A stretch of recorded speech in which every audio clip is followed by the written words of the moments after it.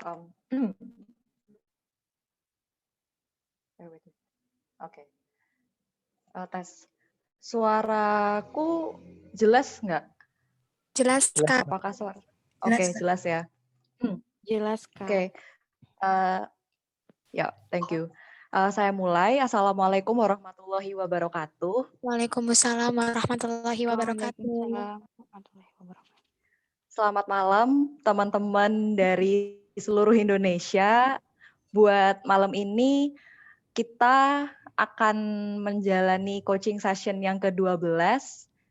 Temanya yaitu tentang sesuatu yang lagi in nih di istilahnya disiapin sama para mahasiswa, bahkan ada yang udah mulai dari SMA, yaitu LinkedIn. Mungkin di sini teman-teman udah ada yang tahu atau udah ada yang punya, ada yang main, ada yang LinkedIn-nya udah mulai lengkap gitu ya. Tapi malam ini kita bakal belajar tentang LinkedIn dengan lebih detail gitu ya. Tapi sebelumnya aku mau sapa dulu teman-teman.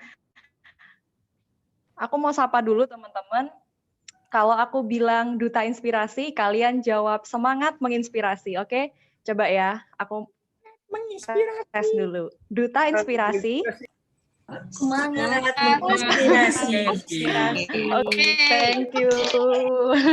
Thank you teman-teman buat semangatnya malam hari ini, semangat ngikutin coaching.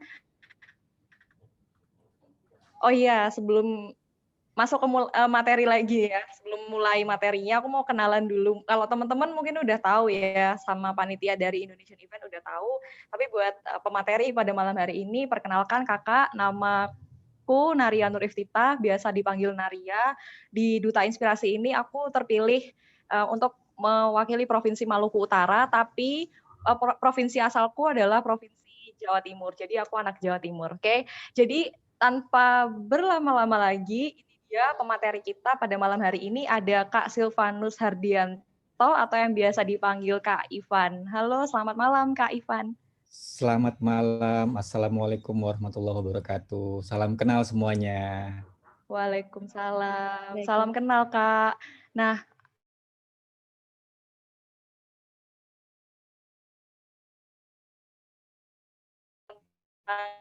optimizing LinkedIn ini aku mau bacain sedikit tentang achievement atau pengalaman dari Kak Ivan ini ya, teman-teman. Jadi, Kak Ivan ini adalah seorang HR dan organization consultant. Dia sudah berpengalaman selama 19 tahun di dunia HR. Dan Kak Ivan ini juga adalah founder dari FM Pedals, sebuah a handmade boutique guitar atau bass pedals. Jadi Kak Ivan ini musisi ya? Enggak sih sebenarnya, cuman senang gitaran di kamar aja. Oh gitu. Kak Ivan punya lagu, guys. Oh gitu. Lagunya apa nih Kak, kalau boleh tahu nih? Apa ya? Baru rilis sih kemarin Juni lalu. Ada di Spotify, di Apple Music, di ya channel digital music ada. Ya. Oke, nanti bagi judul lagunya Kak di chat box gitu, biar teman-teman bisa dengerin bareng-bareng gitu. Boleh.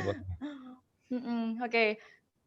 Ya, silakan di-share dan langsung aja nih aku kasih kesempatan buat materi pada malam hari ini. Silakan Kak Ivan. Baik, terima kasih. Saya mohon izin untuk berbagi layar ya. Oke, sebentar. Silakan. Ya. Baik, selamat malam. Assalamualaikum warahmatullahi wabarakatuh. Senang bisa ada di tengah-tengah teman-teman semuanya. Hari ini kita akan belajar bersama-sama tentang bagaimana mengoptimalisasi media sosial LinkedIn. Saya lihat ada wajah yang familiar ini di antara teman-teman. Ada Peralihan Pertiwi. Ini sepertinya kita pernah ngobrol-ngobrol bareng-bareng ya. Orangnya ada nggak tuh? Ya, jadi ini sebenarnya materi yang selalu saya berikan ketika misalnya ada pihak gitu ya, ada teman-teman yang mau belajar tentang LinkedIn gitu. Jadi kalau seandainya mungkin ada di antara teman-teman yang sudah pernah lihat materi ini atau pernah lihat tayangan ulang entah di YouTube, kayak kalau nggak salah ada deh di YouTube itu tentang ini, mungkin ya mirip-mirip lah. Namun nanti silakan kalau seandainya teman-teman punya pertanyaan terkait dengan apapun yang ada di LinkedIn. Semoga saya bisa jawab ya, semoga. Ya, sebelumnya perkenalkan dulu, nama saya Silvanus Hardianto, biasa dipanggil Ivan, biar gampang diingat gitu. Saya baru 19 tahun belajar tentang HR dan sampai saat ini juga masih belajar. Jadi saya akan berbagi apa yang pernah saya alami gitu, terutama terkait bagaimana pada saat saya dulu aktif sebagai profesional HR, mencari kandidat melalui media sosial LinkedIn, dan saat ini juga saya membantu beberapa perusahaan dalam proses rekrutmen gitu. Salah satunya pasti saya juga menggunakan LinkedIn untuk mencari kandidat-kandidatnya gitu. Saya sudah menggunakan LinkedIn untuk cari kandidat itu sejak tahun 2012 gitu ya. Sudah sejak dari 2012 saya sudah pakai LinkedIn untuk mencari kandidat gitu. Nah, ini ada akun media sosial saya, kalau kita mau berjejaring dipersilakan, saya dengan senang hati. Saya aktif juga di LinkedIn, lumayan lah, suka posting-postingan receh gitu, tapi alhamdulillah juga responnya ternyata ada gitu yang mau aja gitu respon postingan saya itu. Ya, oke. Sebelum kita sampai ke topik LinkedIn, saya mau cerita dulu tentang kondisi kita saat ini di dunia kerja gitu ya, khususnya untuk di Indonesia. Ini adalah FM Pedas. Ini yang saya bikin tuh barangnya tuh ini. Jadi ini handmade, saya solder, saya ada beberapa orang juga yang bantuin saya untuk membuat ini gitu, dan ini sudah dipasarkan sampai ke Amerika, di Jepang, di Cina juga, Jerman gitu ya. Dan ini sudah dipakai di gitaris-gitaris di Indonesia lah. Gitu. Ini alamat IG-nya, nanti kalau mau ngintip silakan juga. Ya, ini fakta yang mau saya sampaikan dulu ke teman-teman semua ya, bahwa ini tahun lalu, tahun 2020, itu BPS kita, Badan Pusat Statistik, itu menyelenggarakan survei tentang dampak COVID-19 terhadap pelaku usaha. Hasilnya seperti ini. Saya mau kasih lihat yang ada dua hal sorotan utama. Ada 35%, 35,6% perusahaan yang mengurangi pegawainya. Ya. Sementara hanya ada sekitar 2,1% perusahaan yang melakukan rekrutmen nambah pegawai. Jadi perbandingannya jauh sekali antara 35,6 dengan 2,1% gitu ya. Dan perlu dipahami bahwa setiap negara, salah satu indikator keberhasilannya adalah menekan angka pengangguran. Ini terjadi di semua negara ya. Dan tidak ada satu negara pun sepemahaman saya yang mampu menekan jumlah penganggurannya di bawah 2%. Itu nggak ada. Di bawah 3% aja nggak ada kayaknya. Sepengetahuan saya ya, nggak tahu kalau sekarang. Jadi memang ini tantangan bagi seluruh negara, siapapun yang mengelola negaranya. Ya, jadi begitu. Dan untuk negara itu punya keterbatasan untuk menampung angkatan kerjanya. Ya, khususnya untuk di Indonesia, negara kita ini hanya bisa menampung dari ASN itu tahu ya, aparatur sipil negara, pegawai negeri, lalu TNI, Polri, udah itu aja. Dan itu tidak bisa menampung semua angkatan kerja yang ada di Indonesia. Ya, bahkan pada zamannya Presiden SBY itu sudah ada analisa bahwa sebenarnya ASN kita kebanyakan 40%. Bayangkan, kebanyakan 40%, udah banyak gitu. Cuman ada masalah kalau seandainya si yang 40% ini kemudian diberhentikan atau dipensiun dinikan. Akan ada ekses dampak sosial yang lain, artinya angka penganggurannya akan bertambah, lalu kemudian ada masalah-masalah baru lagi gitu. Nanti orang-orang ini akan bagaimana dan seterusnya. Ini masalah nih, dan ini tantangan yang ada di Indonesia. Jadi siapapun yang mengelola negara ini akan punya masalah yang sama. Ya, siapapun saya sampaikan, siapapun yang mengelola negara ini, siapapun presidennya, pasti akan menghadapi masalah yang sama terkait dengan angkatan kerja. Karena Indonesia rakyatnya banyak banget gitu ya. Jadi nggak sesederhana yang kita kira gitu. Makanya negara kemudian mengupayakan, ini terjadi di seluruh negara, bahwa bagaimana caranya untuk bisa menciptakan lapangan pekerjaan atau mendorong rakyatnya untuk membuka lapangan pekerjaan. Itulah yang dilakukan oleh semua negara di dunia. Semua negara, mau negara maju, negara baru mau maju, negara berkembang ya, semuanya mendorong ke sana. Itulah akhirnya pada rebutan investor untuk bisa datang ke negaranya. Semua negara memperebutkan investor. Kenapa? Karena kalau investor datang diharapkan bisa membuka lapangan pekerjaan gitu ya, bisa menampung tenaga kerja. Sehingga apa? Sehingga tadi angka penganggurannya bisa ditekan gitu ya. Dan investor-investor yang mau masuk ini, mereka punya posisi tawar tentu saja. Apa yang ditawarkan oleh negara-negara yang mau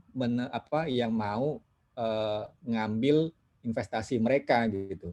Tentunya mereka akan melihat negara yang kondisi stabilitas politiknya baik, yang implementasi hukumnya baik, yang tidak ada masalah banyak gitu ya. Ini yang kemudian akan menarik investor untuk datang ke negara tersebut. Itulah kenapa kemarin kalau teman-teman dengar berita gitu ya, dengar berita ada rame-rame undang-undang cipta kerja yang heboh gitu ya. Tapi ini kalau kita berusaha melihat lebih jauh gitu ya, investor ini memang punya posisi tawar. Mau invest di Indonesia dengan catatan begini. Saya jangan dipersulit, perizinan harus dipermudah ya. Dan juga saya kalau misalnya ketemu sama pekerja yang tidak kompeten, saya bisa PHK dia. Sementara diatur lama itu agak sulit gitu untuk mem-PHK pekerja yang bermasalah gitu. Nah, ini yang kemudian pemerintah berada di antara banyak kepentingan gitu, dan memang tidak mudah dalam mengambil keputusan, dan tidak mungkin dalam setiap keputusan itu pasti membuat semua pihaknya senang. Ini harus dipahami oleh teman-teman semuanya. Teman-teman kan banyak yang di mahasiswa-mahasiswi ya. Jadi kalau ketika melihat sebuah konteks masalah itu harus sangat luas, sangat jelas gitu. Jangan cuman sepenggal-penggal saja. Makanya kemudian akhirnya izin-izin dipermudah gitu ya, dan semua orang sekarang kita kalau mau bikin usaha sendiri, mau bikin badan hukum gampang banget, cuma modal KTP sama NPWP beres gitu ya. Dan itu daftarnya online tanpa biaya. Ini yang didorong oleh semua negara, enggak hanya di Indonesia. Semua negara soalnya rebutan investor ya, karena mereka harus menekan jumlah angkatan kerjanya yang menganggur. Dan secara default Indonesia setiap tahun bertambah 2-3 juta angkatan kerja baru itu dari teman-teman yang baru lulus sekolah. Ya, dan angkatan kerja terbesar di Indonesia itu adalah lulusan SMP. Ini PR. Ya, angkatan terbesar Indonesia itu adalah lulusan SMP yang ya biasanya mereka akhirnya menjadi pekerja kerah biru gitu ya. Buruh, entah itu pabrik, entah itu pekerja di lapangan gitu, yang kuli gitu ya. Ini yang terbesar di Indonesia adalah pendidikannya SMP. Ya, tapi semakin ke sini juga lebih banyak yang akhirnya lulusan SMA atau SMK yang sederajat gitu. Nah, masalahnya kompleks teman-teman. Jadi memang faktanya demikian ya, apalagi dengan kondisi pandemi seperti ini, semakin bertambah masalah-masalah yang ada dan dinamikanya sangat luar biasa itu. Jadi siapapun, kembali lagi ya, siapapun yang mengelola negara ini, siapapun, ini saya sampaikan, pasti punya masalah yang ketemunya sama gitu. Dan inilah kompleksnya Indonesia. Siapapun pemimpin di dunia ini yang dikasih tugas untuk memimpin Indonesia juga belum tentu bisa mudah gitu menanganinya. Ya karena memang masalahnya sangat kompleks sekali dan kepentingannya banyak sekali. Ini konteks yang harus teman-teman pahami dulu nih, karena teman-teman akan menjadi pemimpin masa depan ya, dan teman-teman akan menjadi entah itu pelaku usaha, entah itu kemudian menjadi pekerja ya. Konteksnya harus jelas dalam melihat sebuah atau sesuatu gitu ya. Nah, lalu apa yang dilakukan oleh perusahaan-perusahaan saat ini? Mereka itu akhirnya benar-benar melakukan restrukturisasi organisasi, mendefinisikan ulang bisnis prosesnya, lalu mendesain ulang struktur organisasinya. Dan saya saat ini sedang membantu beberapa perusahaan juga untuk redesigning organisasi. Mereka berhitung ulang kira-kira sebenarnya untuk tetap bisa beroperasional saat ini butuh berapa banyak sih sumber daya, baik itu infrastruktur maupun sumber daya manusianya. Karena dengan kondisi saat ini benar-benar mereka harus berpikir keras agar tetap bisa eksis, nggak tutup perusahaannya, meskipun banyak yang sudah berdarah-darah dan akhirnya kolaps gitu. Makanya mereka benar-benar berhitung ulang kebutuhan sumber dayanya bagaimana dan posisi apa yang minimal harus ada agar operasional perusahaan tetap bisa berjalan dengan optimal gitu ya. Nah, lalu kemudian perusahaan juga merubah bisnis model banyak banget dari sisi manajemennya banyak yang berubah. Bagaimana akhirnya mereka juga mereview ulang kontrak-kontraknya dengan partner, dengan distributor ya, sehingga bisa mendapatkan entah itu penundaan pembayaran cicilan dan seterusnya. Belum lagi dengan menekan biaya yang harus dikeluarkan secara rutin. Lalu bagaimana dengan tetap menjaga hubungan baik dengan para pelanggannya agar nggak lari. Lalu apa yang kira-kira mereka bisa tawarkan dari jasa atau produk yang sudah ada. Bahkan mereka mungkin juga berpikir dan sudah ada yang berpikir akhirnya buka lini bisnis baru. Kalau teman-teman pernah baca berita atau dengar berita, bahkan AirAsia, perusahaan AirAsia maskapai itu, mereka punya lini bisnis akikah, udah tahu ya. Jadi mereka bisa akikah loh sekarang. Jadi kalau mau akikah itu bisa pakai AirAsia. Dan mereka sekarang mau punya kayak semacam Grab atau Gokar-nya lah, tapi AirAsia itu akan ada dan sedang lagi digodok itu oleh mereka.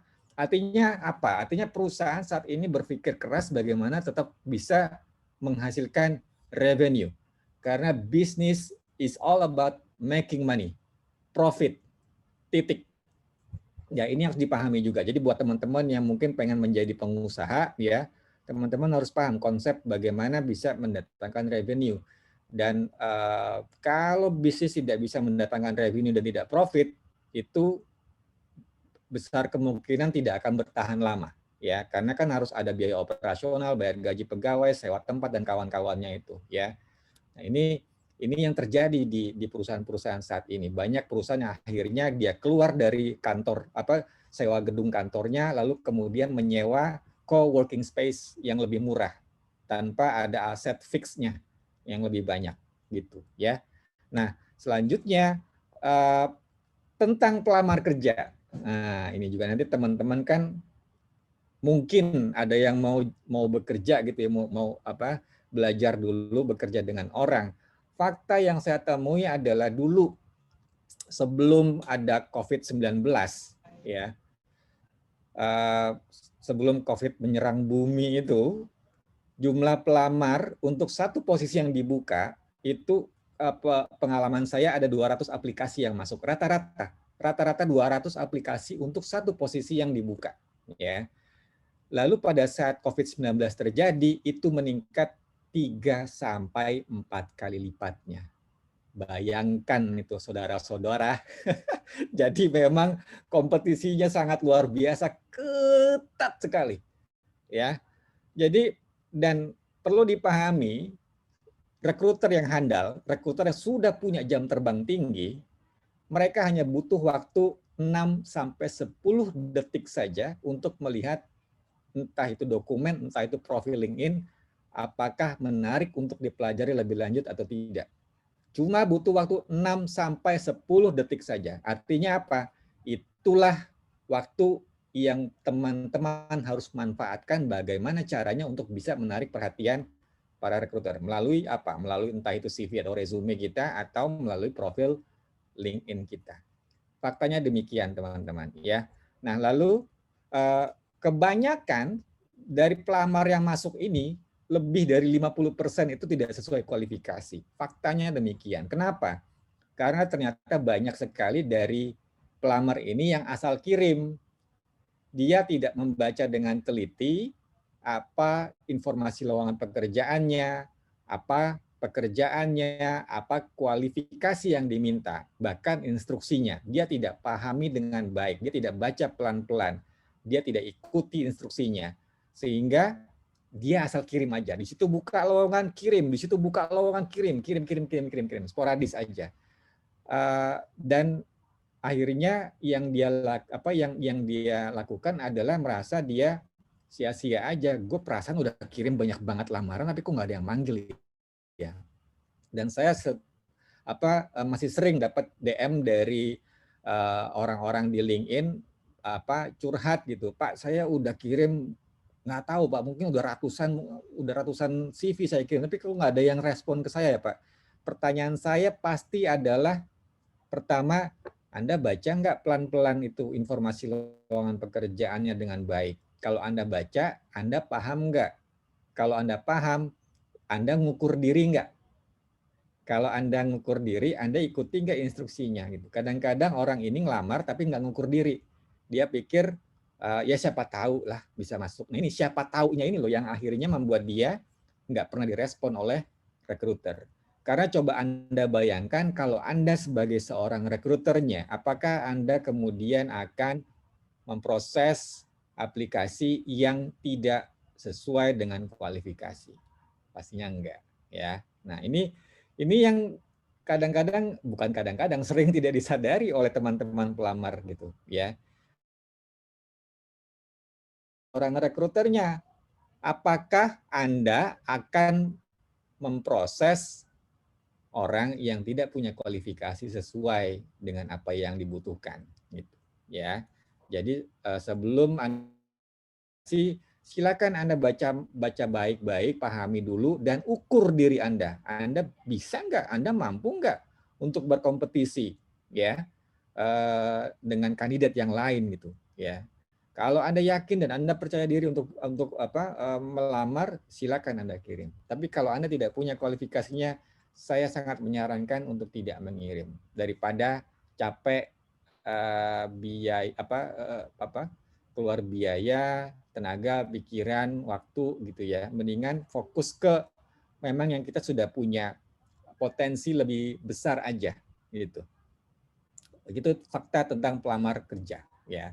Nah, sekarang kita masuk ke masalah personal branding. Tadi di antara ribuan kandidat yang ada di muka bumi ini untuk memperebutkan satu posisi, ya, tidak ada cara lain dengan Anda harus kasih lihat ke banyak orang, Anda harus menginformasikan ke banyak orang tentang keberadaan diri Anda. Anda pintar, hebat, pernah ikut ini itu, lalu pernah dapat penghargaan ini itu, tapi nggak ada yang tahu, percuma. Makanya Anda perlu yang namanya personal branding. Dan personal branding itu adalah sebenarnya terkait dengan apa sih? Ya bagaimana cara kita mempersuasi, bagaimana cara kita mempengaruhi, bagaimana caranya kita meyakinkan orang lain. 3 hal ini kuncinya. Ya, bagaimana Anda mempersuasi orang lain, bagaimana Anda mempengaruhi orang lain, dan bagaimana Anda meyakinkan orang lain atas keberadaan diri Anda dan Anda memang punya kemampuan yang mereka butuhkan. Ini penting sekali, ya. jual diri. Ini kita kemana-mana itu kerjaannya sebenarnya jual diri. Apapun posisi kita, ya, yang kita jual adalah reputasi kita. Itu yang harus diingat, ya. Dan salah satu alat bantu yang bisa kita gunakan untuk untuk personal branding adalah dengan menggunakan media sosial. Nah, teman-teman pasti punya media sosial, saya yakin sekali gitu ya. Dan mungkin bahkan ada yang sangat rajin di TikTok gitu, entah ada di channel YouTube gitu ya, ada di Instagram ya. Dan untuk media sosial yang digunakan khusus untuk para profesional biasanya memang LinkedIn. Nah, LinkedIn ini kalau nggak salah baru ada sekitar tahun 2006 apa 2008 gitu ya, 2006 bulan Maret kalau saya nggak lupa. Memang fokusnya adalah media sosial untuk berjejaring secara profesional dan peningkatan karir. Itu fokus utamanya LinkedIn, berjejaring secara profesional dan peningkatan karir. Saya mau langsung kasih lihat saja apa itu LinkedIn bentuknya. Mungkin teman-teman juga sebenarnya udah tahu ya. Sebentar ya. Mana nih? Ya.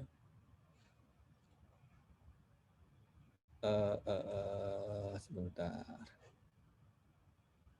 Kelihatan nggak? Kelihatan ya? Ini media sosial LinkedIn. Untuk bisa menggunakan LinkedIn, kita harus punya profil.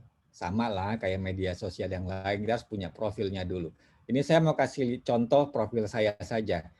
Profil ini sebenarnya seperti CV atau resume online kita.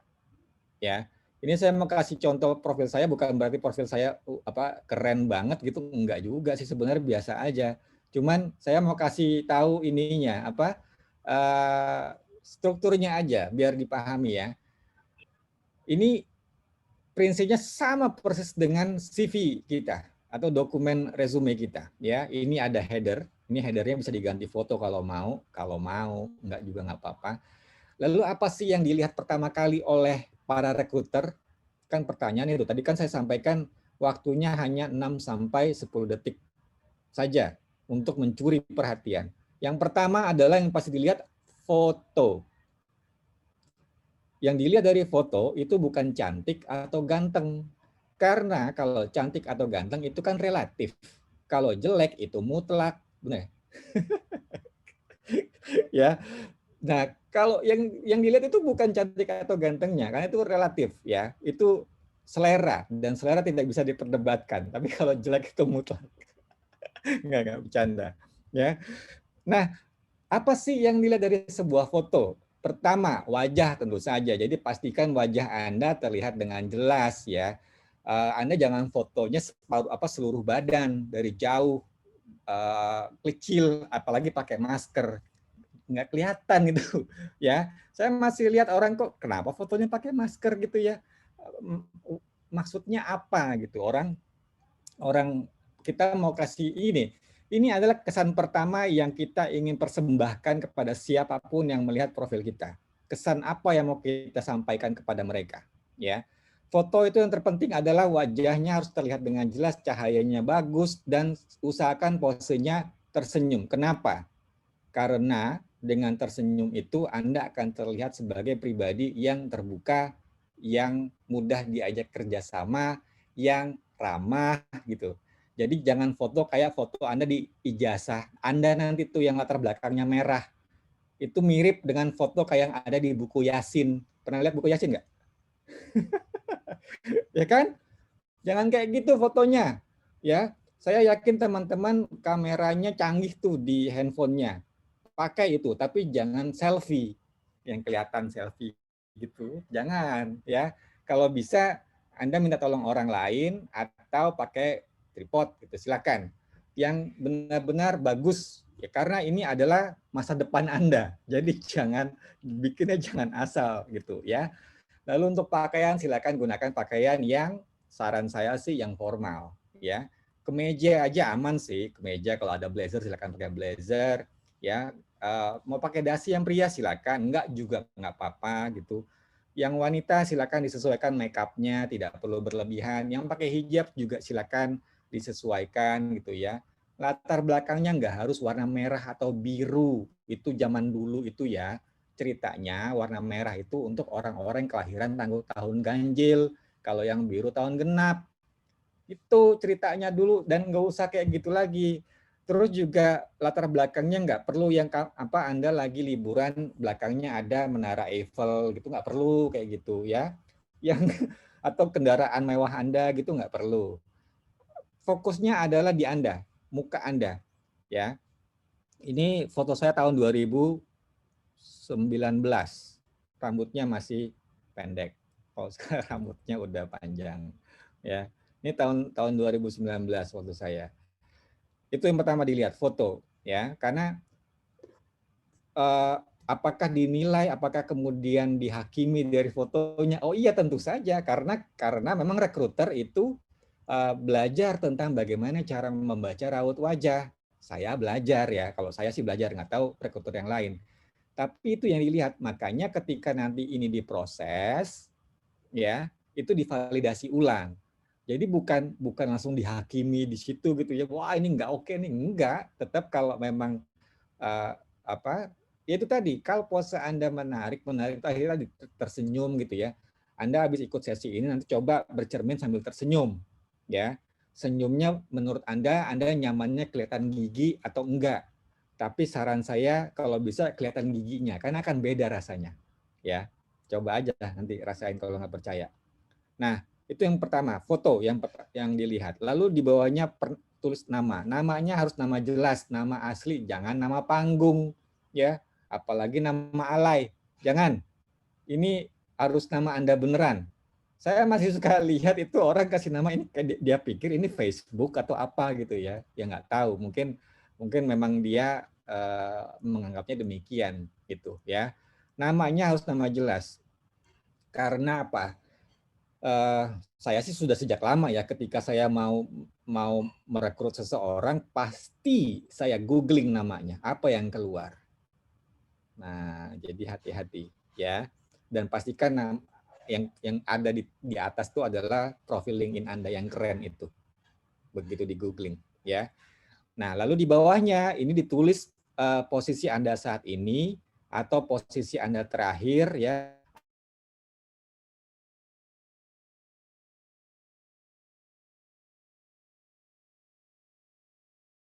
Untuk bidang apa, misalnya digital marketing atau apa, itu ditulis.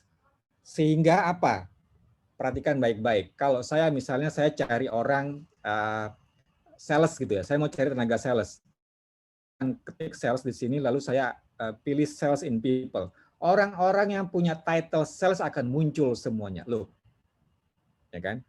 Dan misalnya saya tertarik dengan Mbak Dewi Kristina ini. Lalu saya buka profilnya Mbak Dewi Kristina. Saya pelajari Mbak Dewi, misalnya saya cocok nih sama Mbak Dewi nih. Lalu saya bisa japri Mbak Dewi. Kesempatan bekerja. Oh, selamat malam Mbak Dewi. Saya Ivan dari PT ABC. Saat ini perusahaan kami sedang membutuhkan tenaga sales untuk area Nusa Kambangan misalnya. Dan saya sudah mempelajari profil Mbak Dewi, sepertinya cocok untuk posisi ini. Jika Mbak Dewi berkenan, mohon untuk bisa mengirimkan CV terkininya ke alamat email berikut. Terima kasih. Lalu saya tinggalkan nomor telepon, saya send. Cus, Mbak Dewi akan mendapatkan notifikasi dari saya. Itu fungsinya tadi, penulisan ini yang benar. Jadi jangan pernah menulis di sini adalah kata-kata mutiara, doa, kata-kata motivasi, prinsip hidup, apalagi ya. Itu saya masih suka ngeliat yang kayak gitu nih. Saya mau kasih contoh aja nih, mungkin ada koneksi saya yang pakai begitu. Coba ya kita lihat ya. Nah, ini dia nih. Ketika Anda gagal merencanakan, maka Anda enggak itu. Ini kalau dicari kayak tadi nggak dapet ini orang ini, namanya nggak nyangkut ya. Ini juga nih, ini mungkin ada yang hadir nih, duta inspirasi, ya. Ini nanti tulisnya sebagai achievement Anda saja, nggak perlu Anda tulis di sini. Karena nggak akan ada mencari, saya nggak akan cari duta inspirasi di sini, posisi. Ya kan? Bayangkan ini adalah Anda mau dicari oleh seorang recruiter. Itu yang harus Anda pikirkan. Ya. Lalu misalnya, ya itu contohnya apa lagi ya? Ya, bukan itu peruntukannya, ya. Jadi semoga bisa dipahami dengan baik. Peruntukannya adalah tadi, tulis posisi Anda saat ini, ya, atau memang bidang yang ingin Anda raih gitu, atau yang ingin Anda gitu, ya. Jadi jangan lagi ditulis kata-kata mutiara, doa, prinsip hidup, kata-kata motivasi, atau aku sayang kamu. Itu masih ada yang suka nulis gitu, bucin amat gitu ya, masih apa, bukan itu peruntukannya. Jadi jangan salah kaprah ya. Nah, lalu di LinkedIn itu punya fitur kalau seandainya kita sedang mencari pekerjaan saat ini atau sedang membuka kesempatan untuk ditawari pekerjaan. Ini ada show recruiters you're open to work ya. Tinggal diklik aja. Lalu misalnya saya mau cari posisi misalnya direktur gitu misalnya. Saya mau cari posisi direktur, lokasinya di Jakarta misalnya. Ya. Lalu saya mau terbuka untuk pekerjaan jarak jauh dan saya fleksibel kapan aja bisa mulai. Lalu misalnya saya mau cari pekerjaan yang job types-nya kontrak, part-time, sama temporary. Lalu saya klik yang ini. Nah, kalau saya pilih yang ini, di foto saya akan ada stiker warna hijau bertuliskan open to work. Jadi secara visual orang-orang tahu kalau saat ini saya sedang mencari pekerjaan. Kalau saya pilih yang di bawah, hanya orang-orang yang punya title recruiter aja yang tahu kalau saya sedang mencari pekerjaan. Lalu tinggal kita add to profile, dia akan muncul gitu. Jadi LinkedIn itu udah canggih ya. Jadi Anda sebenarnya tidak perlu lagi posting CV Anda di status LinkedIn. Saya sangat tidak merekomendasikan itu. Kenapa? Karena ya inilah CV online Anda gitu ya. Nah, lalu di bawahnya ini juga penting, Anda harus lengkapi about-nya ini. About ini adalah kesimpulan singkat tentang siapa Anda punya pengalaman apa, kemampuan apa, keahlian apa, perilakunya bagaimana, lalu Anda apa yang Anda gemari. Intinya itu. Jadi silakan Anda bikin daftar pengetahuan, keahlian, pengalaman, perilaku, lalu Anda coba bikin semuanya itu menjadi narasi deskriptif sehingga bisa menyimpulkan tentang siapa Anda. Dan inilah yang akan dilihat oleh recruiter. Ya, setelah fotonya tadi. Kalau ini sudah menarik, baru dia akan baca lagi yang di bawahnya. Nah, di bawahnya ini ada experience. Ya, ada experience. Experience ini tinggal ditambahkan saja. Tinggal diikutin aja gitu ya, tinggal diikutin isi title-nya apa, lalu employment type-nya apa. Ini udah lengkap semuanya. Lalu ada nama perusahaannya apa, lokasinya di mana. Kalau saat ini bekerja di sini dicentang, kalau tidak akan muncul durasinya dari kapan sampai kapan. Lalu tuliskan apa yang menjadi tanggung jawab pekerjaan Anda di posisi ini. Kalau Anda punya dokumentasi, foto, alamat website, YouTube channel, video, slide presentasi, hasil karya Anda bisa diupload di sini atau ditautkan saja melalui link yang ada. Tinggal di save. Beres. Ya, yang paling atas adalah yang paling terkini dan ini bisa dipindah-pindah tuh. Canggih kan? Gitu, ya. Yang atas adalah yang paling terkini. Jadi silakan ditambahkan sesuai dengan fakta, ya, sesuai dengan fakta. Nah, di bawahnya ini ada licenses and certification. Apa ini? Jadi kalau misalnya Anda punya sertifikat pelatihan yang terkait dengan keahlian Anda, silakan Anda tuliskan di sini. Pokoknya tinggal diikutin aja di sini, ditambah, ikutin aja nih field-fieldnya diisi, ya. Lalu di sini semuanya ditambahin.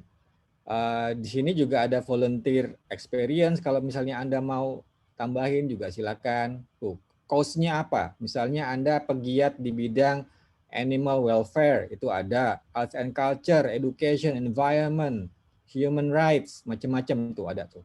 Politics, science and technology, macam-macam. Tinggal diikuti aja, ya. Lalu kemudian di bawahnya ada skills and endorsement. LinkedIn bisa menampung sampai 50 kompetensi, 50 keahlian, skills yang menurut Anda miliki. Dan kita bisa pilih 3 tertinggi. Ini ada human resources, ada HRIS, ada management.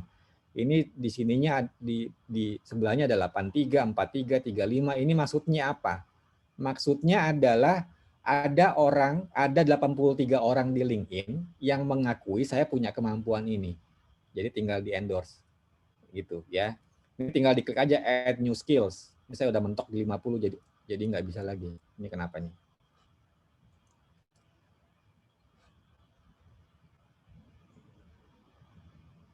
Ini LinkedIn-nya nggak suka sama saya nih, jangan-jangan.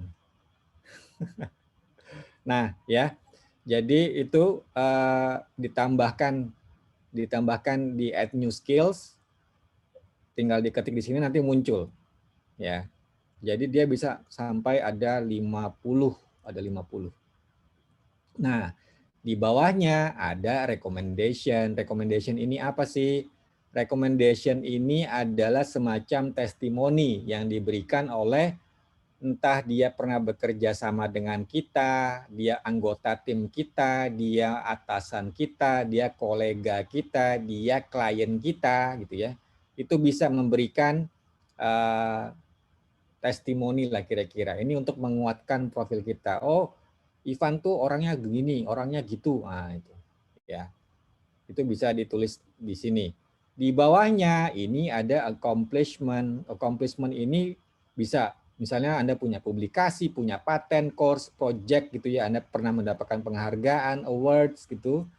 Anda punya test score apapun, Anda punya kemampuan bahasa, pengalaman organisasi, masuknya di sini.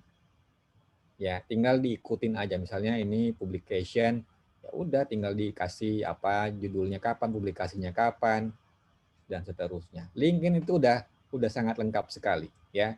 Di bawahnya ini ada interest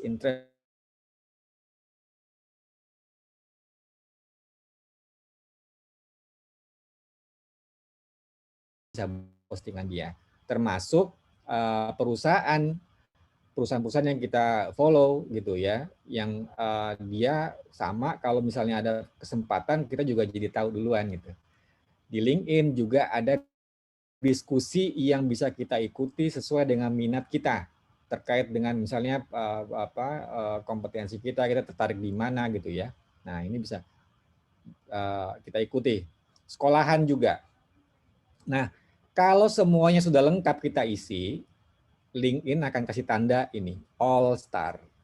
Artinya profil kita sudah lengkap. Makanya muncul ikon All Star ini.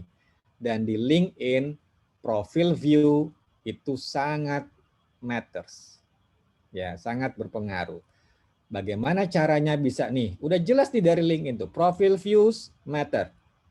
Untuk bisa menambah profil view, Anda harus update profilnya selengkap mungkin. Anda connect dengan orang-orang yang tepat, ya. Anda bisa connect dengan HR, dengan recruiter, dengan founder, CEO, orang-orang yang kira-kira memang akan membuka kesempatan buat Anda gitu, atau berpotensi menambah hal-hal yang baik kepada Anda. Anda connect dengan mereka. Lalu Anda juga harus engage with your feed. Apa ini maksudnya?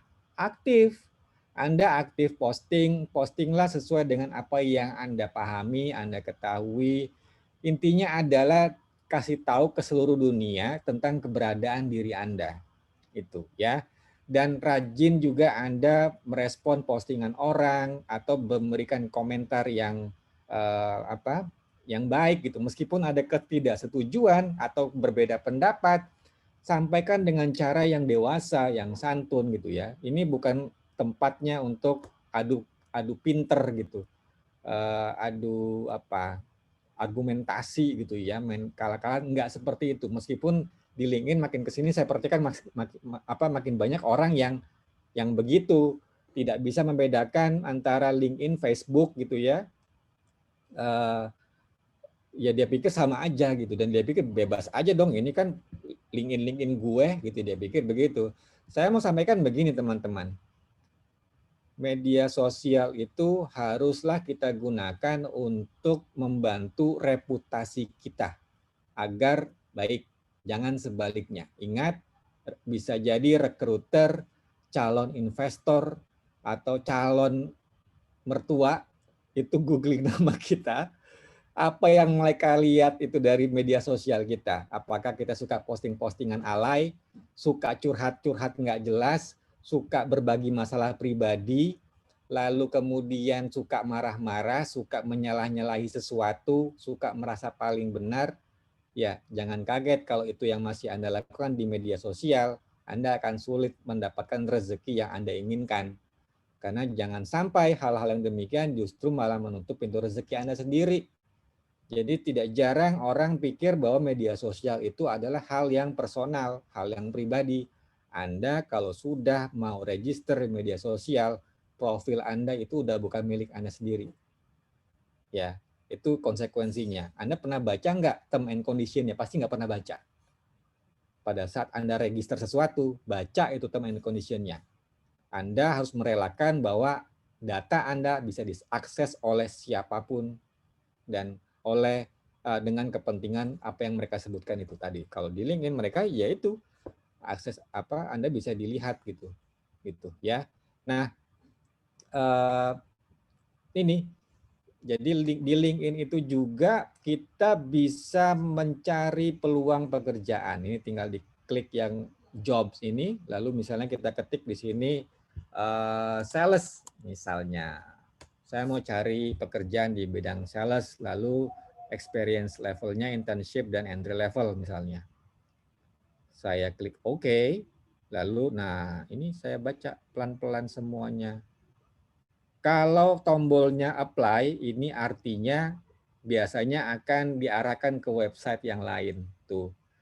Berarti saya apply-nya dari websitenya yang lain. Tapi kalau seandainya tombolnya adalah ini easy apply atau apply on LinkedIn, saya tinggal masukin aja nih profil saya, lalu saya submit CV saya di sini.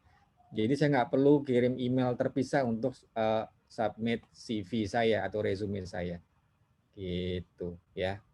Itulah LinkedIn. Nah, kalau teman-teman sudah punya profil LinkedIn, teman-teman itu bisa mengedit public profile URL-nya. Ini loh, URL itu yang alamat di sini nih. Jadi linkedin.com/in itu Indonesia ya. Silvanus Hardianto. Biasanya kalau yang belum diedit, dia akan setelah nama akan ada angka-angka banyak-banyak tuh. Nah, itu silakan Anda hapus aja angka-angkanya, jadi cuma nama Anda. Kalau ternyata nama Anda sudah dipakai orang, terpaksa memang harus ada angkanya, tapi angkanya bisa Anda bikin yang unik gitu ya. Nanti kemudian alamat ini kita bisa copy lalu kita paste ke CV kita. Gitu. Jadi CV kita diterima oleh rekruter juga udah tahu profil LinkedIn kita apa gitu ya. Nah, di LinkedIn ini juga ada fasilitas untuk kita bisa save profil kita sebagai PDF. Jadi ini sebenarnya acuan dasar kita untuk membuat CV kita tuh. Enak kan? Udah jadi tuh. Ya, canggih ya. Gitu. Nah, gampang kan pakai LinkedIn? Jadi setelah Anda punya profil, Anda aktif ya, posting lah sesuatu, misalnya Anda mau cerita tentang apa yang Anda pelajari atau pengalaman Anda pada saat kemarin ikut apa gitu ya. yang kira-kira bisa bermanfaat buat diri Anda dan orang lain gitu ya. Dan nggak usah berharap akan ada respon dari siapapun. Pokoknya aktif aja dulu ya. Dan LinkedIn itu algoritmanya sangat menarik sekali ya. Jadi kalau seandainya ada orang posting, lalu misalnya kita tag nama orang yang followernya banyak gitu ya, lalu postingan kita itu akan juga bisa dibaca oleh follower orang yang kita tag namanya itu. Itu algoritmanya LinkedIn yang menarik menurut saya ya. Jadi makanya tidak jarang kalau kita lihat, misalnya teman-teman lihat nanti ada orang namanya di tag di postingan orang gitu ya, itu dalam rangka dia mau naikin postingannya dia biar dibaca ke lebih banyak audiens gitu. Jadi dia tag lah banyak nama, tapi ya menurut saya agak-agak ini juga sih kadang-kadang kesannya agak berlebihan gitu ya. Tapi ya anyway itu cara mereka untuk postingannya bisa dibaca oleh orang yang lebih banyak gitu. Gitu teman-teman. Ya, dan di sini banyak sekali informasi-informasi tentang hal-hal yang ada, mungkin ada manfaatnya juga buat kita. Suka ada nih yang gratis-gratisan gitu ya. Ini banyak nih. Lalu ada suka postingan-postingan yang membuka pengetahuan, nambah ilmu, itu banyak banget gitu. Jadi tidak hanya tujuannya untuk cari pekerjaan gitu, tapi berjejaringlah karena kita memang nggak pernah tahu di antara orang-orang ini akhirnya banyak yang menjadi pembuka pintu rezeki kita gitu ya. Itu sih teman-teman. Jadi dan saya mau mengajak juga begini, di media sosial apapun ya, tidak hanya di LinkedIn, di media sosial apapun, sebisa mungkin kita benar-benar tadi memanfaatkannya untuk memperkuat reputasi kita gitu ya. Apa yang ingin kita tampilkan kepada netizen gitu. Jadi jangan yang justru malah membuat kita jadi jatuh gitu, atau membuat kita jadi punya potensi untuk ada flow-nya gitu, ada yang jadi tanda tanya buat para rekruter, ini kok kenapa orangnya begini gitu ya, karena dia postingannya mungkin memang tidak baik gitu ya. Dan saya juga sangat menyarankan jangan pernah curhat-curhat dalam bentuk apapun di media sosial. Ya, Anda kalau punya masalah, cukup Anda yang tahu dan orang-orang yang anggap perlu tahu aja gitu. Dari curhatan itu orang kelihatan mentalnya orang itu bagaimana gitu. Anda kalau mau ngadu jangan cuman akan kasih apa sih yang di ini like sama oh iya kasihan ya, itu apakah itu kemudian akan menyelesaikan masalah Anda? Kan tidak ya. Jadi saran saya jangan pernah Anda umbar di media sosial karena itu akan tercermin bahwa perilaku Anda ya begitu. Besar kemungkinan orang itu sulit menjaga rahasia, besar kemungkinan ya. Jadi hati-hati ya, masalah personal aja dia umbar gitu, apalagi masalah orang lain. jadi hati-hati ya, jangan salah kaprah kita menggunakan media sosial itu. Sampai di sini ada yang mau ditanyakan dulu, silakan teman-teman, monggo. Oke, ini berarti pemaparan materinya udah selesai ya, Kak? Yes.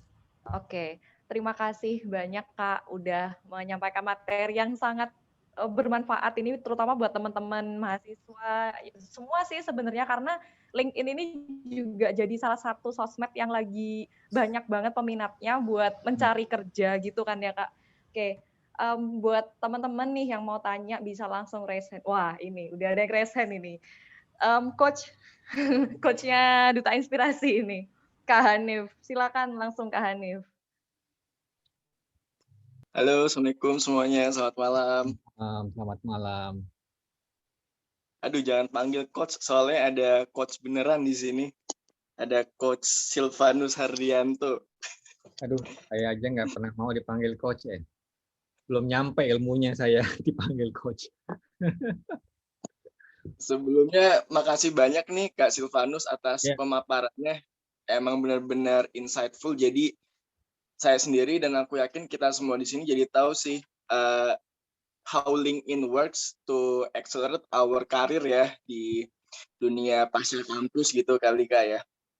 Nah, ini sebenarnya aku ada satu pertanyaan yang lagi aku pengen tahu banget nih pandangan Kak Silvanus.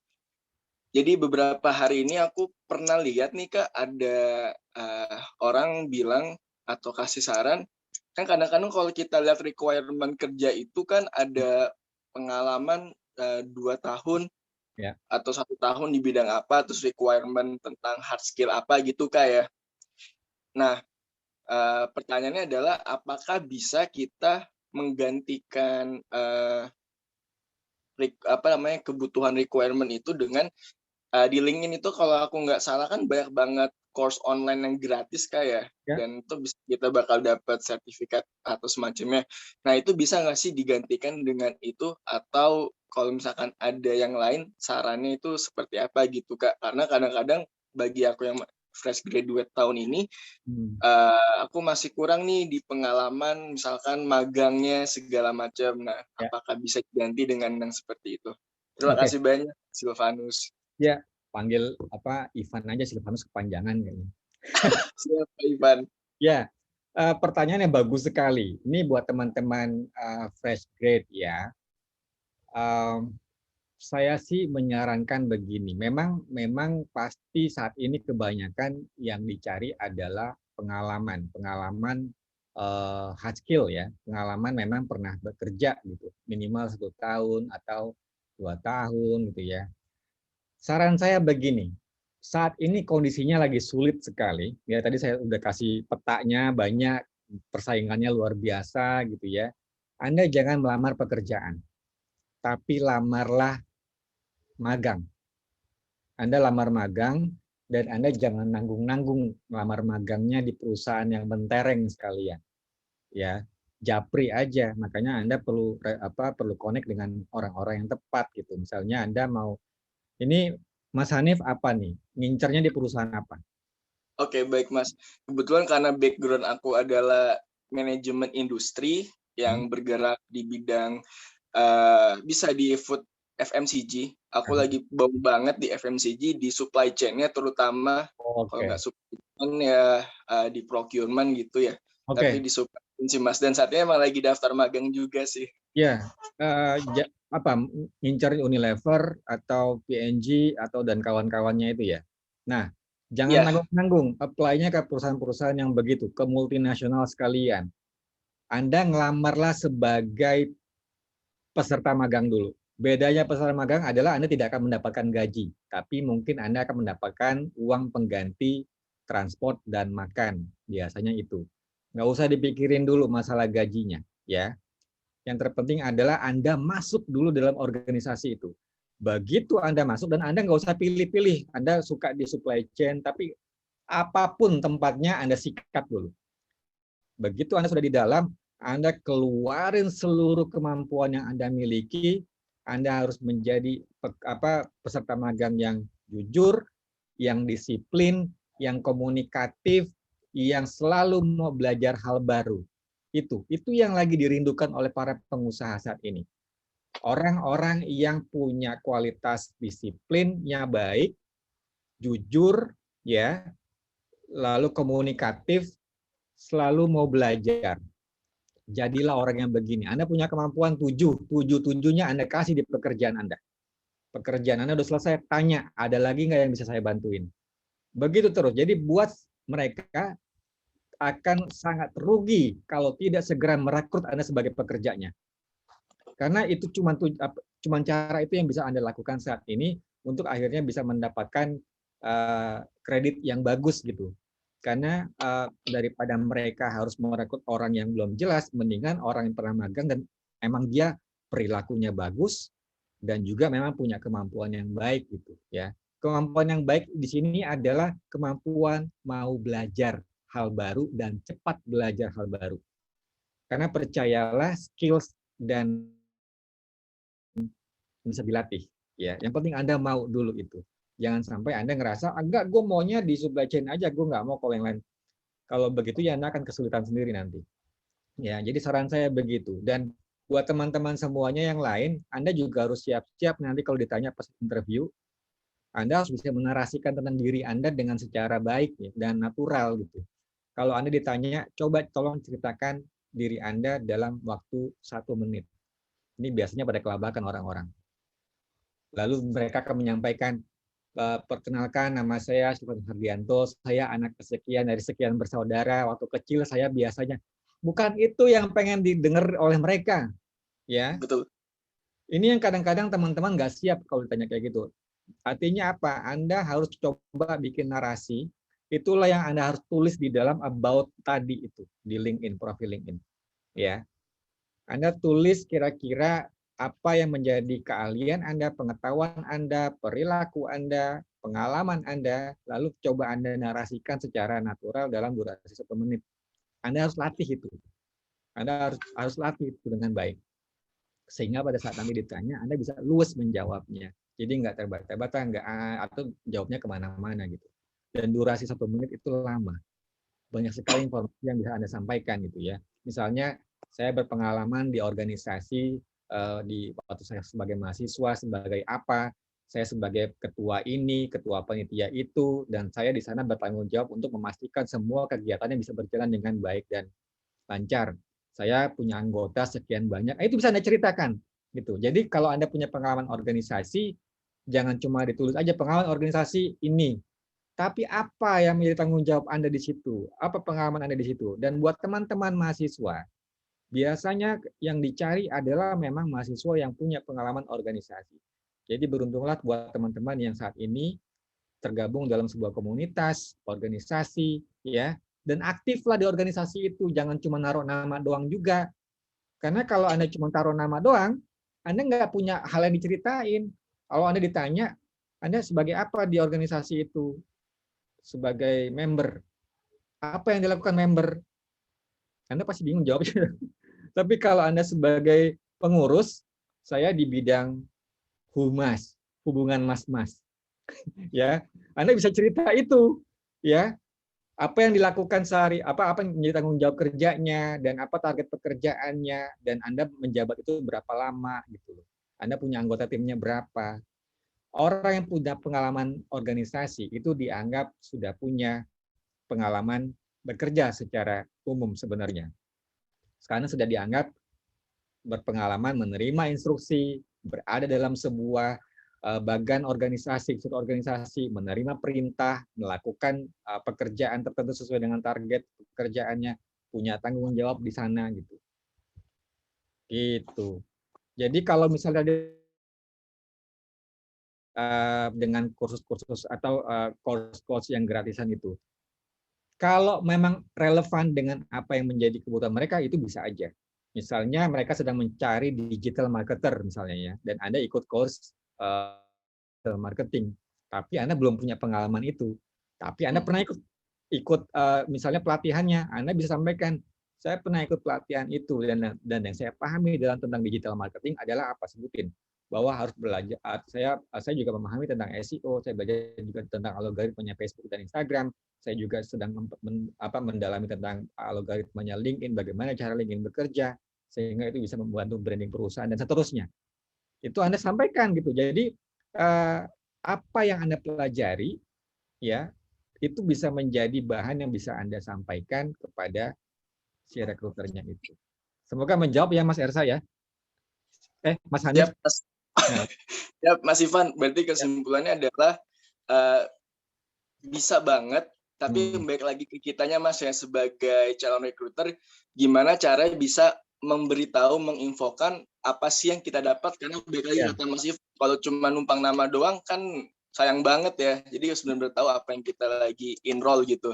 Ya. Nanti aku izin berkoneksi dengan Mas Ivan ya di LinkedIn. Siap.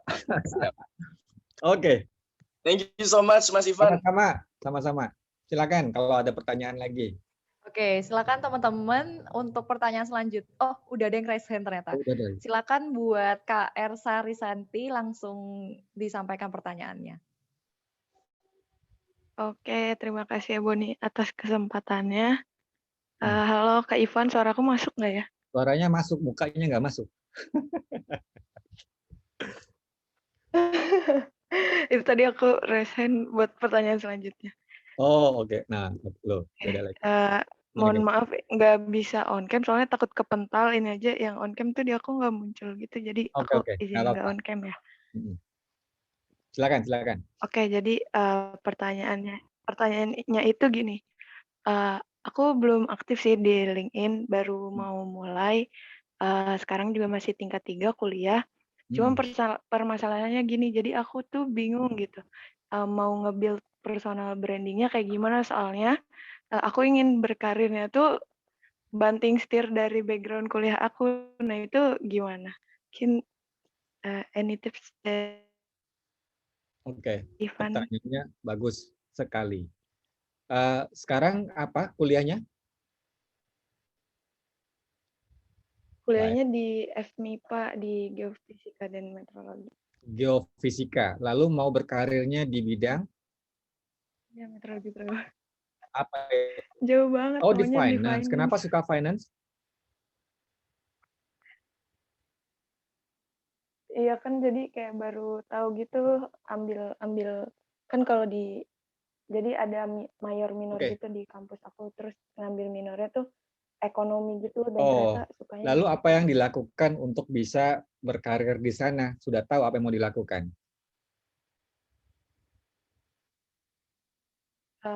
Udah mulai cari Oke, course, bagus. mulai ikut Ya. kelas-kelas kayak gitu sih paling. Terus kalau dari pengalaman organisasi ya jadi bendahara Oh, oke. kali. Ya, ngurusin uang-uang gitu ya. Oke, pertanyaannya bagus, Mbak Ersa. Iya. Eh, Iya. saya teknik elektro, by the way. Oh, jadi aja Jadi HR. keren. Nah, jadi sebenarnya itu tadi saya bilang ya, selama memang kita ada kemampuan mau belajar yang sangat tinggi sekali dan kita akan lakukan apapun untuk bisa mencapai itu, sikat aja ya. Kalau sudah tahu apa yang mau dilakukan untuk menuju ke karir yang finance tadi, saran saya itu benar. Anda lakukan belajar sendiri aja gitu ya, belajar sendiri. Mau ikut yang formal itu even better karena ada bukti dokumentasinya gitu bahwa Anda sudah pernah belajar ini. Dan saran saya juga nanti Anda ini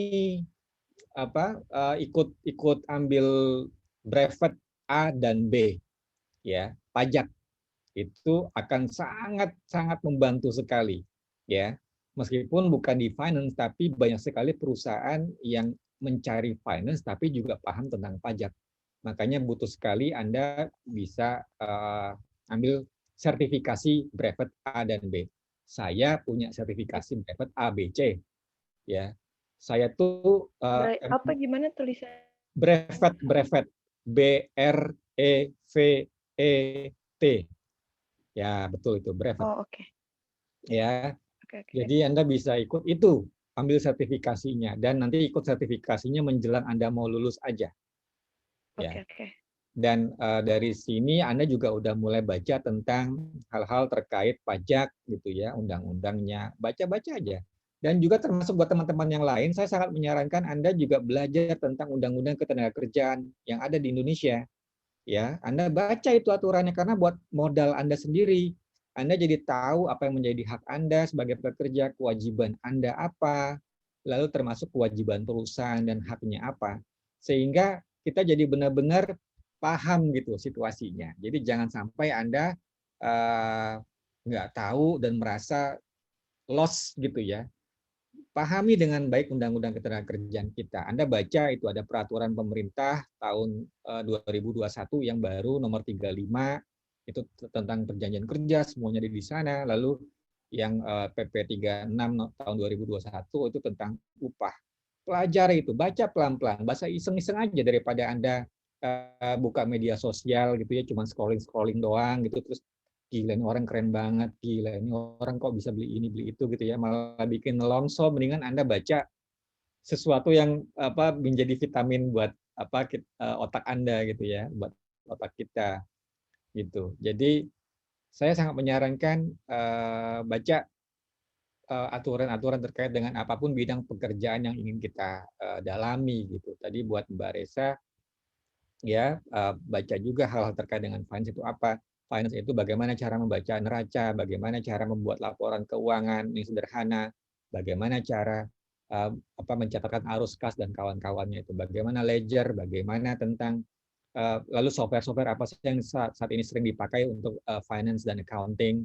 Anda perlu paham itu, sehingga nanti pada saat Anda mau berkarir di sana, Anda udah tahu nggak software ini? Oh tahu, ada ini, ada ini, ada ini. Nah itu akan lebih menjadi nilai yang baik gitu ya, sehingga mereka juga bisa melihat Anda bahwa meskipun Anda latar belakangnya adalah MIPA, tapi Anda juga paham sekali tentang finance gitu, dan itu bagus. MIPA kan juga akan melatih tentang logik kita ya.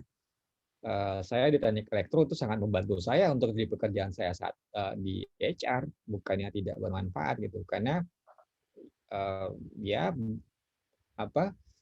logiknya itu harus juga tetap bisa berjalan dengan baik. Itu Mbak, semoga bisa menjawab ya. Menjawab nggak? Oke, nah sangat menjawab sih. Berarti di LinkedIn tuh nanti tonjolin apa aja yang kita udah pelajarin gitu-gitu ya? Iya, nggak apa-apa. Sertifikasi, terus ambil magang kayak gitu ya? Kak? Betul. Sampaikan saja bahwa saya Oke. tertarik di bidang finance, itu nggak apa-apa. Oke, Tulis oke. aja itu, bahwa nanti Oke, di bawah namanya itu juga tulis aja. Misalnya tadi nama bawahnya apa? Misalnya Bachelor of Science kan ya, kalau MIPA ya. Bachelor of Science, tapi Anda di situ ada brevet A, brevet B, lalu Finance, Accounting. Nah, itu malahan TOP BGT. Oke. Semangat ya. Thank you, makasih banyak. Makasih banyak, Kak. Monggo kalau ada lagi pertanyaan. Kita buka sampai pada subuh nanti. Kak, kalau aku mau tanya boleh nggak? Moderatornya ini yang tanya. Boleh. Silakan. Iya. Saya mau tanya, Kak. Nah, ini tadi sebenarnya juga di chat room didiskusiin sama teman-teman. Kalau mau naruh achievement, misalnya kayak kita sebagai duta inspirasi atau apa, itu sebaiknya ditaruh di mana sih, Kak? Di about atau di, sebentar, saya buka profil saya dulu. Atau itu tadi kan, yang organization itu loh, achievement yang di organisasi. Iya. Atau di situ, atau ini di tempat saya, di LinkedIn saya, itu saya taruh di bagian, misal saya kan punya pengalaman organisasi gitu ya. Saya pernah ikut HMJ Sastra Inggris gitu. Nah, selama saya di HMJ itu kan saya punya pengalaman ikut lomba ini, lomba itu. Nah, pengalaman-pengalaman itu saya taruh sebagai deskripsi itu gitu. Jadi yang benar tuh gimana sih, Kak? Jadi gitu. Punya prestasi pada saat Anda duduk di dalam organisasi. Itu Anda tulisnya organisasinya, pengalaman, dan di dalam organisasi itu kan ada description. Anda tulis ada achievement di situ. Gitu. Oke. Nah, cuman saya tuh sering kayak profil saya dari LinkedIn temen gitu ya. Nah, itu kayak nggak ke display gitu loh, Kak. Nah, itu gimana? Diklik dulu. Harus diklik dulu. Jadi memang nggak terpampang nggak otomatis yang kebuka. Iya. Oke. Itu harus diklik dulu baru kebuka deskripsinya. Gitu. Nanti dicoba ya. Terima kasih, Kak. Semoga saya benar. Siap. Oke, ini ada pertanyaan lagi dari Kak Yoga dari Kalimantan Timur. Silakan. Oke, Kak. Silakan, Mas Yoga. Saya Yoga dari Bontang, Kalimantan Timur, Kak. Izin bertanya, sebenarnya menurut Kakak pribadi sebagai HR nih, seberapa penting sih ikut organisasi saat muda, entah dari pelajar kah, mahasiswa, sampai nanti kita dapat pekerjaan dimanapun. Terus yang kedua ini, Kak, penggunaan bahasa untuk di LinkedIn ini lebih baik pakai bahasa Inggris apa bahasa Indonesia, Kak? Karena kebanyakan yang tadi yang saya lihat contohnya dari Kakak itu bahasa Inggris semua tuh.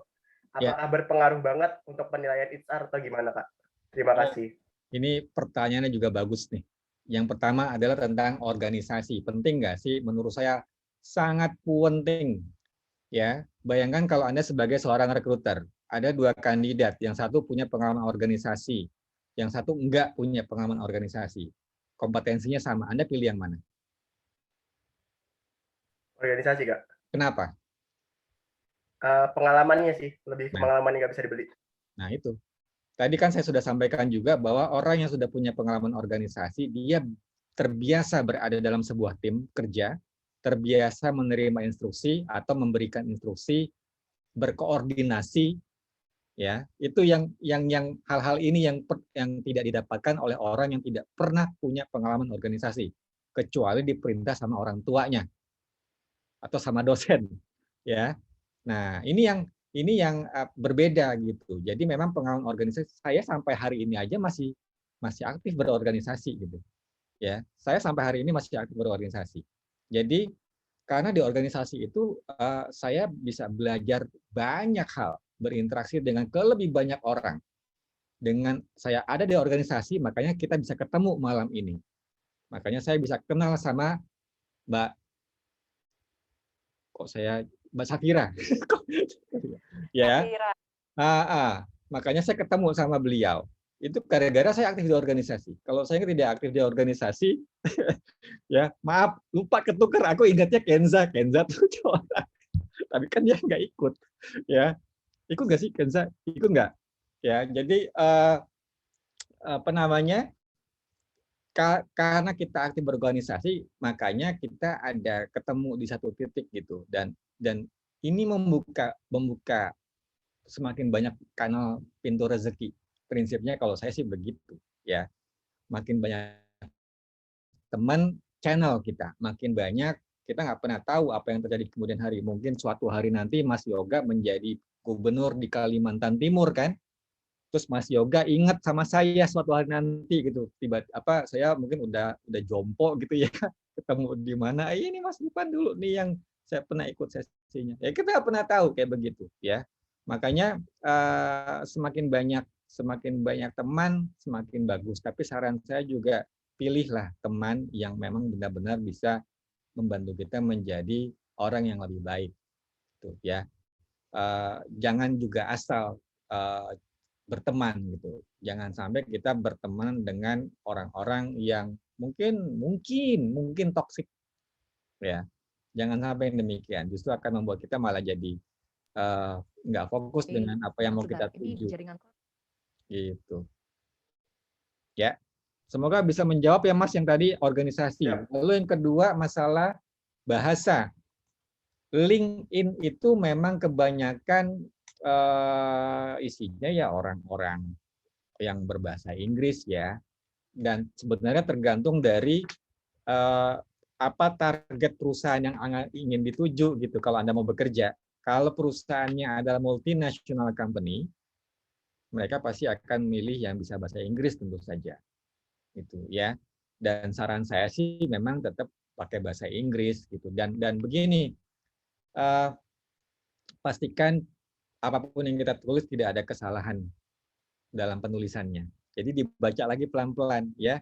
Sama halnya pada saat kalau kita mau mengirim aplikasi lamaran pekerjaan, baca ulang pelan-pelan, jangan sampai ada kesalahan. Begitu terjadi kesalahan dan Anda kelihatan ada salah penulisan, tata bahasa, huruf besar, huruf kecil, tanda baca, awalan, akhiran, Anda dianggap sebagai orang yang tidak teliti. Dan tidak ada perusahaan yang mau mempekerjakan orang yang tidak teliti. Ya, jadi hati-hati, jangan dianggap remeh itu. Gitu Mas Yoga. Semoga menjawab Mas. Ya, satu lagi Kak, boleh nggak? Kalau misalnya sertifikat organisasi nih Kak, misalnya kan komunitas-komunitas tuh biasanya nggak ada sertifikatnya Kak, tapi dicantumin. Itu menurut Kakak gimana Kak, pandangan Kakak pribadi? Misalnya organisasi tapi nggak ada sertifikat organisasinya. Sertifikat buat organisasi, saya nggak pernah tahu ya ada organisasi yang mengeluarkan sertifikat. Ada ya memang ya? Biasanya kalau misalnya kemarin di kampus terakhir tuh ada kayak bukti mengikuti sertifikat kampus organisasi gitu Kak. Apakah di dunia kerja juga berpengaruh gitu? Silakan kalau memang ada. Silakan kalau memang organisasinya mengeluarkan bahwa pernah ada yang namanya yoga itu menduduki posisi sebagai apa di organisasi ini, durasinya dari kapan sampai kapan. Jadi kayak ada surat keterangan gitu ya, bahwa pernah menjabat di organisasi ini. Kalau organisasinya mengeluarkan demikian, silakan dan itu bagus. Kalau enggak apa-apa. Tapi pasti akan divalidasi oleh rekruter pada saat interview. Apakah benar memang Anda ini pernah di organisasi? Kelihatan kok. Orang-orang yang sudah punya jam terbang tinggi itu tahu orang ini ngomongnya benar atau ngaku-ngaku, akan kelihatan, ya. Dari baunya kelihatan itu kalau orang ini nggak benar ngomongnya. Gitu Mas Yoga. Oke, thank you Kak Ivan menjawab sekali. Terima kasih Kak. Oke, terima kasih Kak Yoga atas pertanyaannya. Ini ada 2 pertanyaan lagi Kak, tapi yang satu ini lewat chat karena dia lagi sakit gitu. Jadi aku langsung bacain pertanyaannya ya. Ya. Kenapa? Oh, oke. Chatnya chat personal sih. Sebentar. Izin nanya ya Kak Ivan, hehe. Jadi kalau LinkedIn itu sendiri baiknya kita upload nggak ya? Misal kegiatan aku hari ini jadi moderator di acara seminar nasional A atau seminar B atau kegiatan conference gitu. Kegiatan conference itu aku masukin status. Juga dinilai nggak Kak? Misal kalau lagi direkrut. Silakan dijawab Kak. Bisa aja, bisa. Jadi gini, yang disampaikan adalah apa gitu. Misalnya Anda jadi moderator gitu ya, atau Anda menghadiri sebuah konferensi, lalu ceritakan apa yang Anda pelajari dari konferensi itu. Jadi apa yang kira-kira menurut Anda ini mungkin ada manfaatnya juga buat orang lain gitu. Apa yang Anda pelajari, misalnya konferensinya tentang ini dan itu ada manfaatnya bahwa isu yang terjadi saat ini sebenarnya begini. Itu kan akan jadi pengetahuan buat orang lain, mungkin juga bisa jadi inspirasi buat orang lain. Ini yang perlu coba disampaikan gitu. Bukan cuman saya hadir di sini, enggak gitu. Kayak zaman dulu Facebook cuman check in gitu ya, enggak begitu. Tapi benar-benar apa nih? Konten apa yang bisa benar-benar menunjukkan bahwa kita bisa digest informasinya itu dengan baik, lalu kita bisa sampaikan kepada orang lain juga. Semoga ada manfaatnya. Gitu. Ya, dan itu akan kelihatan juga bahwa orang yang menarasikan ini punya kemampuan analytical thinking yang baik. Itu akan kelihatan dari postingan-postingannya. Gitu. Ya. Oke, terima kasih Bukan jawabannya. Ya. Terima kasih atas jawabannya. Dan ini pertanyaan terakhir dari Lala. Lala Puspa dari Bengkulu. Silakan Lala langsung unmute aja. Oke, baik. Terima kasih Kak Naria untuk kesempatannya. Jadi untuk Kak Ivan, Lala izin bertanya nih Kak. Tapi sebelumnya perkenalkan, aku Lala Putriani, biasa dipanggil Lala dari Duta Inspirasi Perwakilan Bengkulu. Jadi gini Kak Ivan, mau nanya nih terkait kita menyinggung tentang pekerjaan ya, yang udah pertama kali Kak Ivan sebutin bahwa kita tahu Indonesia ini masih apakah pekerjaan itu dikit tapi manusianya banyak gitu kan. Nah, jadi di sini yang mau Lala singgung, kalau waktu itu ya sebelumnya Lala ikut Olimpiade Ekonomi, di situ bilangin sama pelatih Lala, kalau bisa katanya kita tuh dituntut untuk bikin usaha, bikin suatu pekerjaan, kita buka lapangan pekerjaan untuk orang lain gitu kan, kalau melihat situasi kita yang seperti ini. Nah, kalau menurut Kak Ivan nih, kan udah terjun banget ya di kegiatan pekerjaan seperti ini. Nah, itu kalau kita di awal banget itu lebih baiknya kita kerja dulu nih Kak, atau lebih baiknya kita emang merintis dulu usaha gitu. Itu menurut Kakak gimana sih Kak? Ini aja. Ya, pertanyaannya juga bagus sekali Mbak Lala. Terima kasih. By the way, Bengkulunya di mana? Mbak Lala langsung freeze gitu. Habis nanya langsung freezing. Oke, anyway, pertanyaannya bagus Mbak Lala. Jadi dengan kondisi saat ini bagusnya kita kerja dulu atau bikin usaha kemudian membantu membuka lapangan pekerjaan. Tadi saya sampaikan di awal bahwa pemerintah itu sangat mendorong sekali masyarakat untuk menciptakan lapangan pekerjaan gitu ya. Lalu kemudian membantu menciptakan lapangan kerjaan. Jadi berpenghasilan sendiri dan menciptakan lapangan pekerjaan buat orang lain. Itu kalau bisa dilakukan bagus. Namun saya sarankan juga sambil merintis itu kita bisa kerja dulu sama orang lain. Biar kenapa? Biar kita bisa belajar tentang bagaimana bisnis ini bekerja, bagaimana mengatur keuangan, bagaimana mengatur tim, bagaimana kemudian membuat bisnis proses, bagaimana strategi marketing dan kawan-kawannya itu. Ya, kita bisa sih baca, ikut pelatihan, ikut ini, ikut itu, lihat di YouTube banyak itu sumber-sumbernya. Namun kalau kita tidak menjalani sendiri akan beda gitu, tantangannya akan berbeda. Ya,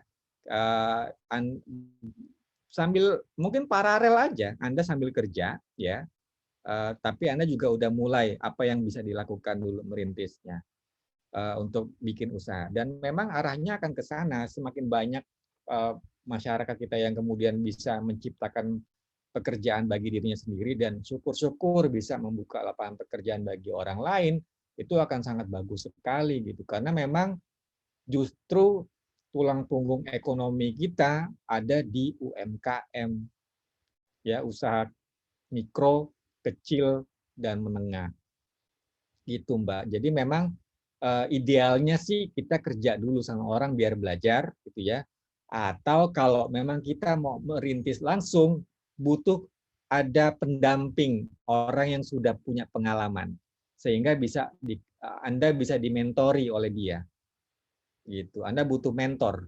Kalau misalnya mau langsung terjun buka lapangan pekerjaan, Anda butuh mentor untuk biar bisa jadi konsultasi gitu. Kalau ini bagaimana, kalau itu bagaimana, kalau ini bagaimana. Sekarang kan banyak sekali umurnya atau belum lulus udah jadi CEO, founder. Sekarang kan banyak yang kayak gitu-gitu ya. Semuanya founder sekarang anak-anak muda. Sekarang semuanya udah punya title CEO. Chief of everything, semuanya dikerjain sendiri. Gitu ya. Semoga menjawab Mbak Lala. Terima kasih. Ada lagi? Ya Kak, tapi sebelumnya ini Kak, kalau misalnya gini, ada pandangan kalau misalnya semua orang kerja nih ya, nah berarti itu semua orang membuka lapangan pekerjaan, kita kekurangan sumber daya manusia untuk pegawainya misalnya, itu gimana dari pandangan Kakak, dan untuk mematahkan pandangan itu gitu Kak? Nggak semua, ternyata memang faktanya nggak semua orang pengen jadi pengusaha di awal-awal gitu ya. Semua orang ujungnya iya pada akhirnya pengen punya usaha sendiri. Semua orang yang saya tanya demikian, pengen punya bisnis sendiri. Tapi tidak serta-merta bahwa kalau ditanya kamu mau jadi pengusaha nggak sekarang, oh enggak deh, nanti dulu, saya mau begini dulu, mau begitu dulu. Kebanyakan kayak gitu. Nah, kalau tadi pertanyaannya apakah kita kemudian akan kekurangan SDM? Tidak, karena Indonesia banyak banget orangnya, nggak kayak Singapura atau Brunei Darussalam gitu ya. Singapura saat ini kondisinya kekurangan tenaga kerja karena pekerja mereka kebanyakan orang asing yang menjadi pendatang. Gara-gara corona nggak ada orang-orang yang kerja lagi sekarang di sana. Di Brunei kondisinya juga begitu gitu. Maksudnya orang mereka kan cuma berapa? 400.000 penduduk ya, sama Bekasi aja banyakkan Bekasi gitu. Gitu Mbak. Jadi nggak kekurangan sih kayaknya, dan mungkin ada teman-teman di sini yang akan menjadi pegawainya Mbak Lala nanti. Terima kasih Kak. Ya, sama-sama. Sangat terjawab. Ya, makasih juga. Oke, terima kasih Lala udah bertanya. Dan tadi pertanyaan dari Lala itu pertanyaan terakhir Kak. Oke, ya. Sebelum kita menutup sesi coaching pada malam hari ini, aku akan menyampaikan beberapa summary ya, atau poin-poin yang sudah disampaikan oleh Kak Ivan. Jadi teman-teman perlu diketahui bahwa di tengah masa pandemi seperti saat ini, kita itu sebagai generasi yang sudah mulai mencari kerja, banyak fresh graduate, dan di mana juga lapangan kerja semakin sedikit dan ada banyak masalah yang ditimbulkan karena pandemi. Maka dari itu kita sebagai generasi muda juga harus bisa menjadi pribadi yang lebih bisa membranding diri, meningkatkan personal branding untuk nantinya bisa mendapatkan karir atau pekerjaan yang lebih baik. Dan salah satu sosial media yang bisa dioptimalisasi yaitu adalah LinkedIn. Ada banyak sekali fitur yang sudah dijelaskan tadi yang bisa dioptimalkan, bisa dieksplor lebih jauh lagi, dan bisa konsultasi langsung nih ke Kak Ivan. Dan ya harapannya teman-teman nanti bisa dapat pekerjaan yang lebih baik yang entah itu sesuai atau mungkin berseberangan, tapi yang penting kerjaannya tetap barokah gitu kan ya Kak ya. Oke. Ya, sekian coaching pada malam hari ini. Oh iya, hampir lupa, kita foto session dulu ya Kak, sebelum leave Zoom. Oke. Kita foto session dulu. Ini yang nge-screenshot Ebony atau siapa ya? Ebony hadir. Oke, Ebony. Silakan Ebony. Yang itu Ebony juga ya? Ya, sebelumnya terima kasih Kak Naria untuk kesempatannya dan juga untuk Kak Ivan untuk materi-materi dan insight barunya pada malam hari ini. Jadi sebelum menutup sesi pada malam hari ini, alangkah baiknya kalau kita foto bersama dulu agar kegiatan ini bisa kita dokumentasikan dan mungkin di esok hari kita kenang bersama-sama. Jadi mungkin bagi teman-teman yang belum on kamera, aku himbau untuk menghidupkan kamera terlebih dahulu agar semuanya bisa masuk ke dalam dokumentasi. Oke. Di sini ada 2 slide, jadi seperti biasa dipertahankan aja gaya terbaiknya. Kita mulai dari slide pertama. Sebentar BTW. Mohon maaf ya teman-teman, mungkin untuk sekarang jangan chat dulu karena takutnya nanti menghalangi foto yang bagian bawah-bawah. Oke, kita tunggu chatnya hilang dulu sebentar. Mohon maaf ya.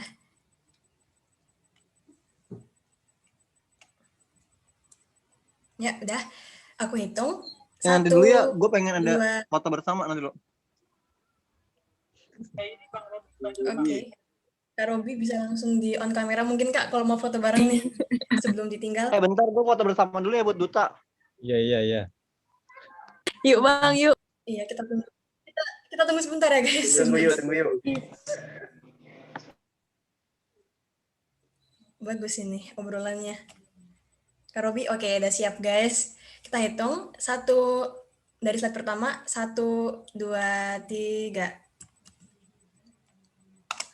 Aduh, ada chat ini. Gak apa-apa. Lanjut ke slide kedua. 1, 2, 3.